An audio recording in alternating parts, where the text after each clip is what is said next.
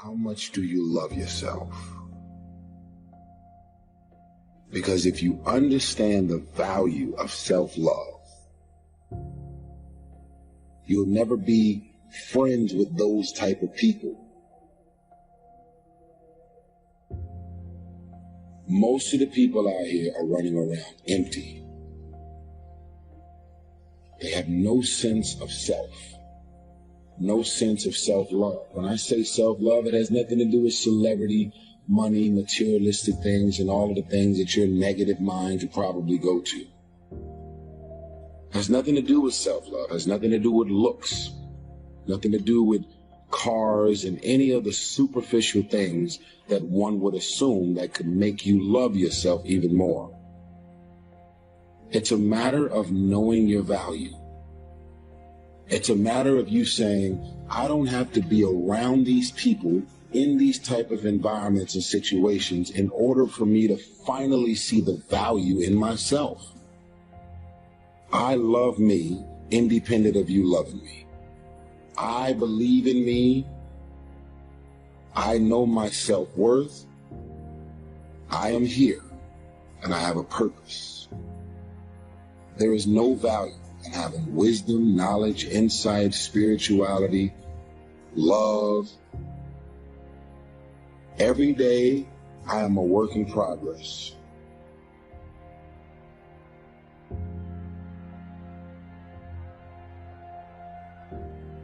A person who can forgive nothing is a person who's totally destroyed psychologically and emotionally.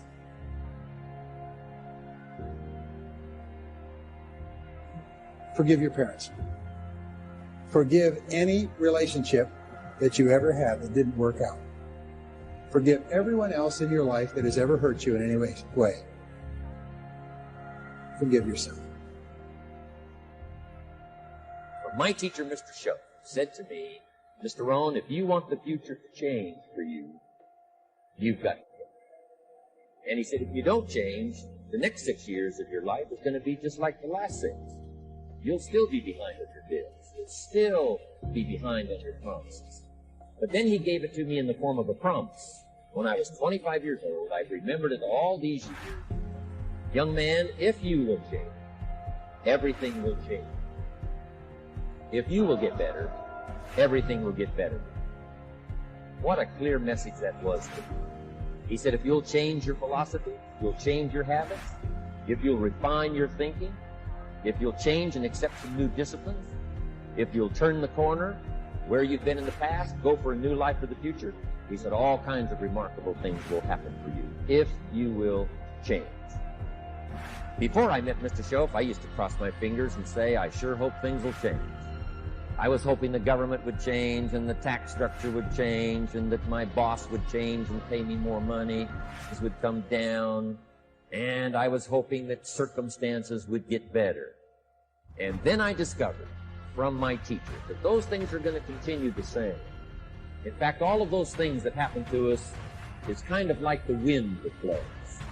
But we must not leave our future just to the wind, just to the economy, just to the structure of the way things are happening today. Here's what we must learn to do, and that is set a good sail. And if you'll learn to set a good sail, that's what my teacher taught me in those early days. He said, Mr. Rohn, the wind is going to blow however it's going to blow. Politics are going to be politics, and the economy is going to be the economy. And however it turns out, that's the way it's going to be. What you must learn to do is not to wish for a better wind. That's naive. The key is to wish for the wisdom and the skills and the learning so that you can set a better sail. And so that's what I did at age 25. I went to work not on the economy. I went to work not on the community. I didn't go to work to try to change the government. I didn't go to work to try to change my boss or the company. I didn't go to work to try to change circumstances. I went to work to try to change myself. And I picked up that promise. My teacher shared with me that if I would change, my income would change. If I would change, my bank account would change. If I would change, my future would change. And sure enough, his promise came true. The first 6 years of my economic life, I wound up broke. Both pennies in my pocket, nothing in the bank, behind on my promise. The second 6 years of my economic life, I wound up rich. But interestingly enough, the second 6 years of my economic life, the government was about the same and the economy was about the same. You know, the companies were about the same. What they paid was the same. Circumstances around me were the same. You know, my negative relatives were the same. But I was not the same. That's how my life changed. Things started working for me, changing my life all those years ago. You don't have to change what's going on out there. That's the wind that's blowing. All we have to do is change what's going on in here. Forgiveness is giving up the hope that the past could be any different. I think for myself, and I know many of you, you think forgiving means accepting what has happened to you. Well, it is accepting that it has happened to you. Not accepting that it was okay for it to happen. It is accepting that it has happened, and now what do I do about it? Forgiving is giving up the hope, not holding on, hoping, wishing that it could have been any other way than it actually was. Giving up the hope that the past could be any different. And when I got that, I think it took me to the next level of being a better person, because I don't hold grudges for anything or any situation, and neither should you. It's letting go so that the past does not hold you prisoner, does not hold you hostage. And now there's several ways to do that. The first subject he called personal development. We must learn from personal experience. Pretty simple. Learn from what happens to you. Take a look back over the last few months. Did you make some mistakes? How could you correct those things? Take a look back over the last year. Have you done it right or done it wrong? Let's correct it for the next year. Mr. Shope asked me when I first met him, he said, Mr. Rohn, how are you doing? You've been out there now 6 years. And I said, I'm not doing very well. He said, I suggest you not do that anymore. What a simple, swift analysis to my situation. He said, if you keep doing it, the next 6 years will be like the last 6. You don't want that to happen. Let's make the changes. So learn from your personal experience. Second, other people's experience. That's me, other people. That's your teacher. That's your friends and colleagues. The people you meet that can pass along to you their experiences, what's happened to them, the mistakes they made, how they corrected them, how they changed their health, changed their bank account, changed their income, changed their future. Other people. Now, there's two kinds of people to learn from. One is failures. It's too bad failures don't give seminars, right? That would be valuable. Have them tell you how they lost it all and threw it all away, threw their health away, threw their friendships away, and things didn't work out well. That would be valuable. But now then, we must also learn from positive people that have done well. They've got the health, and so we ask them, how did you become so healthy? They've got the skills, so we ask them, how did you become this skillful? They've got the income, so we ask them, how did you get here in such a short period of time? So now, here's what's important in personal development. In learning from other people, we learn, number one, by observation. We learn what we see. We watch people that are successful in what they do. In sports, we watch their discipline. In business, we watch their discipline. Second, we learn by what we hear. Learn by listening. And then listen to the sermon on Sunday morning. Listen to the lectures. Listen to the teacher. Listen to someone who's got something good to say. And then number three is vitally important on personal development. That is, read all the books. All the books you can possibly read in your lifetime. Mr. Shope got me started on my library. I've got one of the better libraries. And then I started keeping a journal. One of the major things my teacher taught me was to keep a journal. He said, don't trust your memory. If you hear something good, just make a little note and write it down. Well, I would suggest you do the same. Things that impress you, a poem that impresses you. When you attend a class, some of the ideas that impressed you, jot them down. You read something in a magazine, right? Some ideas. Take those out, put them in your journal. Keep a good journal the rest of your life. This will serve you well. So I want the same thing to happen to you. Value capture. You can resort to later. Go back over it and review it. and let it become valuable to you. So that's my first subject, personal development. Work harder on yourself than you do on yourself. Develop the skills. Learn the lessons. Take the classes. Absorb all that is being taught to you these days. And then later on, of course, you can sort it out, what's valuable to you, and how to refine it for your business, and for your life, and for your future. The main thing is to get it and start this process of personal change, personal development. And let me say it one more time. If you will change, everything will change. You'll never be the same. You'll keep growing. As you look back on a few months, look back on a few years, you won't believe the progress you can make economically, your relationship with your family, your friends. I'm telling you, that whole process of committing yourself for personal change, personal value, can really make your life unique and worthwhile. And he just said, son, if you think you can make it, get on out there and get discovered. My father was born in 1914. It wasn't good. My grandfather was a slave. My grandfather was born into slavery. My grandfather was a slave till he was 12. So my background of people becoming successful was like, and my dad was the only one believing. Everybody else told me no. Laughed at me, all kinds of. When you're going through stuff like that, man, it's pretty easy. I almost gave up. You know, everybody has a turn back moment. I almost gave up a couple of times because it got pretty hard for me. I was going to ask my father to come home and stay there for 3 months and get a job. But my father had a rule for all the boys: once you leave the house, you can't come back. He was pretty strong with that. The girls could come back home anytime they wanted to. The boys, you can't come back here. So calling him and asking him, could I come home, was pretty tough. And then I got a phone call. You know, remember back in the day, you had an answer machine that you could press in the code and you could play your messages back. I was about to give up, and I pressed the code one day, and there was a guy named Chuck Sutton from Showtime at the Apollo, and he said, hey, we got a gig for you Sunday night. If you can get here, we'll put you on TV Sunday night. It was a Thursday. I'm in Florida. I got $35. I'm homeless. I'm fitting to give up. And I didn't have enough money to get to New York. And I sat there and I started crying on the side of the road. I said, man, I finally get my shot to be on TV, and I can't even get there. So I sat there. When I got through crying, I said, man, let me call back and see if he said this Sunday. So I picked up the phone and I dialed again, and they said, yeah, this Sunday. And I got ready to hang up, but another message had come through since. And it said, he said, Steve Harvey, this is Tom Sobel from the Comedy Caravan. If you're anywhere close to Jacksonville, Florida, if you can get there Friday night, I got $150 for you. I'm in Pensacola. So I jump in the car. I got $35. I drive to Jacksonville, Florida at the Punchline. I do the gig Friday night. They give me $150. I did so good, the guy asked me to stay over Saturday night.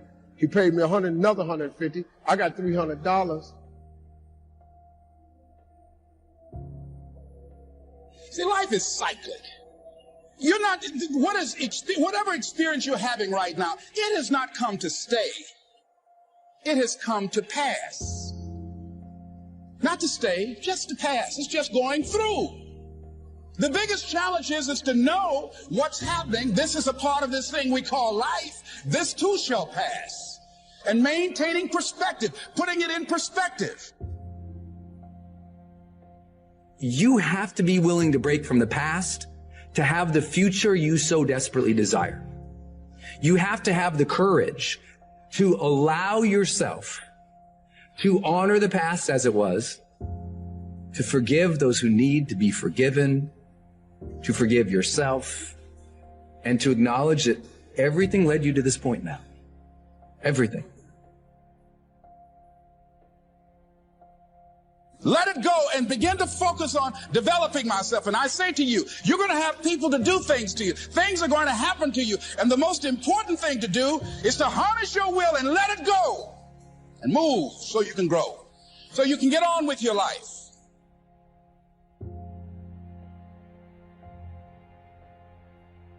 It doesn't matter about what happens to you. What matters is, what are you going to do about it? What are you going to do now, Les? But if you want to begin to move into your own personal greatness, If you want to begin to really enjoy a happy, successful, healthy life, you've got to be willing to go against the tide. You've got to be willing to harness your will. So as you're in the process of reinventing your life, write a description of the kind of person that you want to be. What are the things that you must overcome? What qualities about your personality you know that you're going to have to change because those particular characteristics are liabilities to you? What are your assets? What are your strong points? Look at and evaluating yourself to make that determination. Other thing is that in order to get out of a rut, we need some coaching. Find some trusted critics. People that you know care about you and love you. So there's some things that keeps us from growing and getting out of ruts. Number one, we identify with feedback. We take it personally.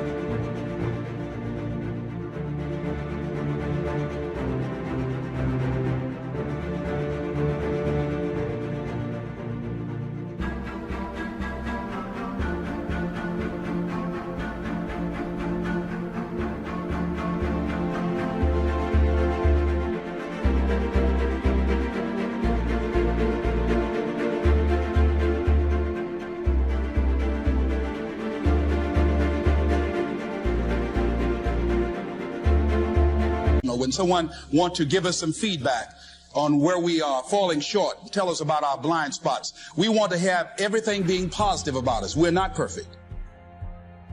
It hurts. I have a friend who's a trusted critic. I don't like him, but I love him. He doesn't tell me the things I want to hear. He tells me what I need to hear so I can grow. It hurts. It hurts when he put me on the hot seat. I can't stand it. But that's the only way that I can grow. And I'm glad that he loves me enough to risk our friendship to tell me what I need to hear, not what I want to hear.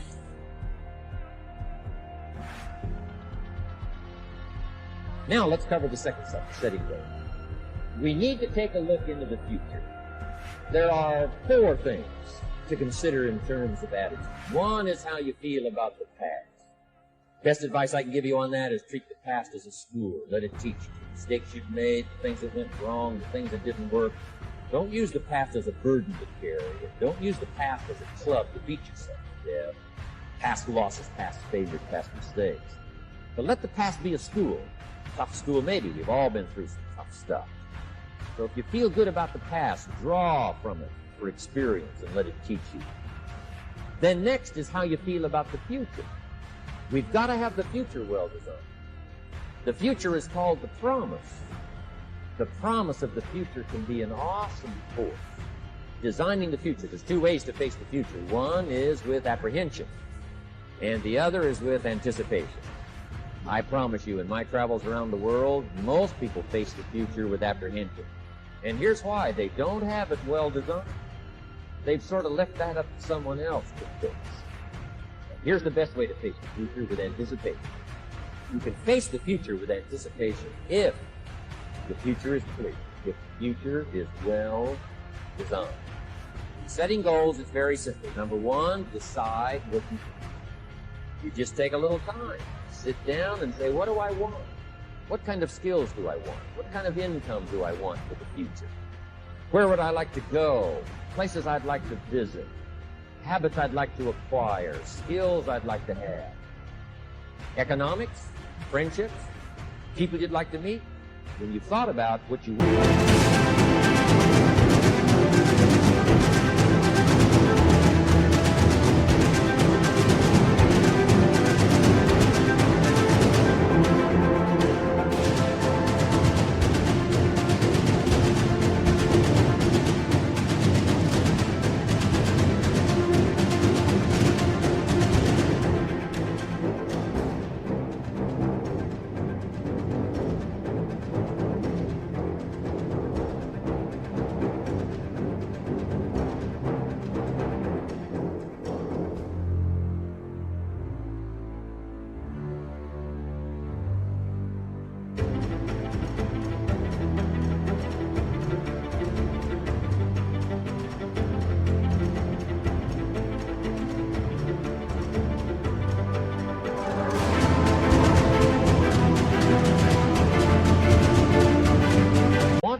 future, make a list. If the future gets clear, the price gets easy. Because you got to remember, for every promise, there's a price to pay. Everybody's got to pay the price. Everybody's got to do the deal. Everybody's got to do the discipline. But here's what I've discovered. If the promise is clear and powerful, the price is easy. The price is classic. The price is a few books. The price is a few disciplines. The price is finding something that'll make your life better, make you grow, make you change, make you develop. So the first part of the key is to design the promise. Then, what is the price to pay? I'm telling you, the price will be easy. No matter where you are, where you are. Color doesn't matter, religion doesn't matter, where you grew up doesn't matter, circumstances don't matter. I'm telling you, you'll make the promise of the future clear for yourself. All of the values of life that you could possibly want. Be serious about it. I promise you it's an easy price to pay. Anybody can pay it.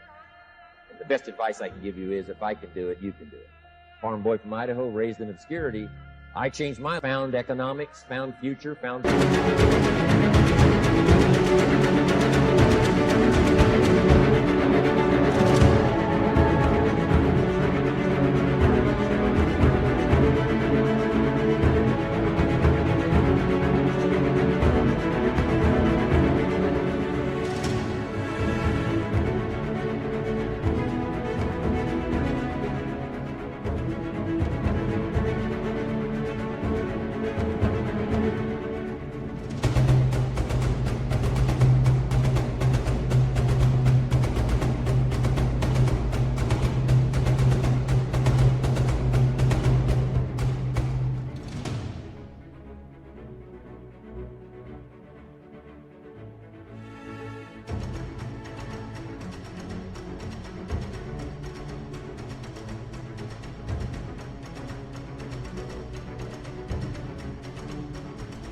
promise, and if I can do it, you. So, start setting your goals and see if you can't get a better excitement going for the things you want to accomplish for the future. One of the major reasons for setting goals is for what they make of them in achieving. My teacher advised me when I first got started at age 25, he said, Jim, why don't you set a goal to become a millionaire? I'm here to help you. And he said, here's why. For what it will make of you to achieve. I'm telling you, that statement changed my life. Set the kind of goals that will make something of you to achieve. He said, now, once you become a millionaire, what's important is not the money. It isn't important. He said, you could just give the money away. Now, I did better than that. I lost it all. By the time I was 31, I was a millionaire. By the time I was 33, I was broke. But when I lost all my money, guess what? I found out Mr. Schoaf was right. What was valuable was not the money. What was valuable was what I became to earn the money. The skills I had, the knowledge I had about the marketplace, the values that I had going for me. They were more valuable than the money. Here's an important statement to remember. It's not what you get that makes you valuable. It's what you become. So part of the key here is to set the kind of goals that will make something of you. Don't set them too low, so that you don't have to grow, and you don't have to read, and you don't have to try, and you don't have to stretch. Don't set them too low. And then don't sell out. Don't go for something that's going to cost you your virtue or cost you your values or sell out your principles. There's a good middle road here to follow. Goals that will inspire, goals that will help you grow, change, develop, and become better than you.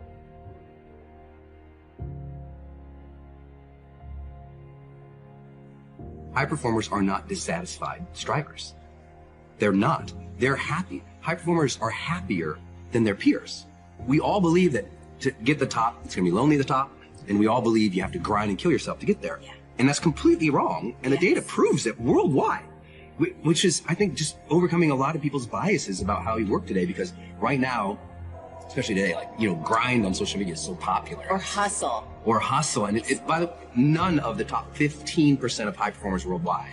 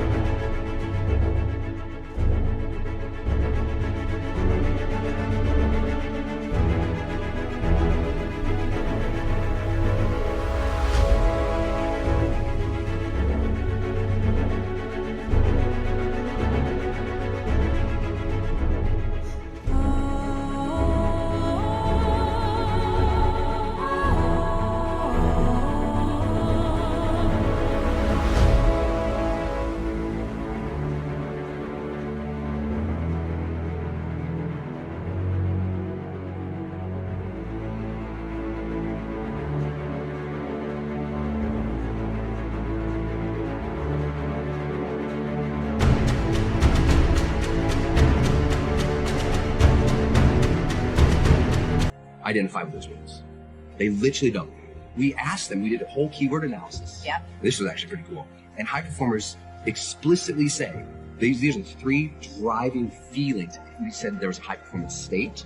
It's driven from these 3 things. Number 1, full engagement. Yes. Number 2, joy. Yes. And number 3, confidence. Yes. That's what they relate with, okay? That's where it's coming from. It's a joyous journey, not a dissatisfied one. And I had this conversation in the book because I'll kind of maybe frame it this way. Each of these chapters opens with a vignette of somebody I worked with or a situation that I was in that demonstrated high performance. In this particular situation, I'm walking on a stage, thousands of people, after a very famous musician was out there and was telling the audience that that person's secret to success, remember, thousands of people, yes, their secret to that person, their whole speech, their secret to success was never settle. Never settle. Nothing is enough. Never settle. And never be satisfied. Never be satisfied. Always demand more.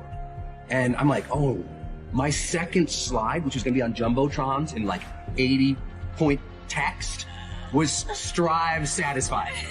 I'm like, oh, I'm going to have to dispel this for all these thousands of people. I was totally freaked out. Yeah.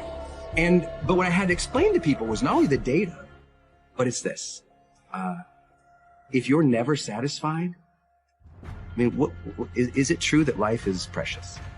If it's true that life is precious, and you could be gone tomorrow, do you really want to think, you know what, I just never felt fulfilled? I never allowed myself to have a moment of credit. I never allowed myself to have a moment of peace. I never allowed myself to look at that and say, good job. That's not the way to live life. I think just at a spiritual level, it's a bad move. And this book doesn't really go into a lot of that. It's more about the science and the heart stuff. But I think it's really important that people realize your job is to strive satisfied. And if you strive satisfied more often, you will be more of a high performer. And if you never give yourself credit, you're always beating up on yourself, you're always thinking that's not perfect enough,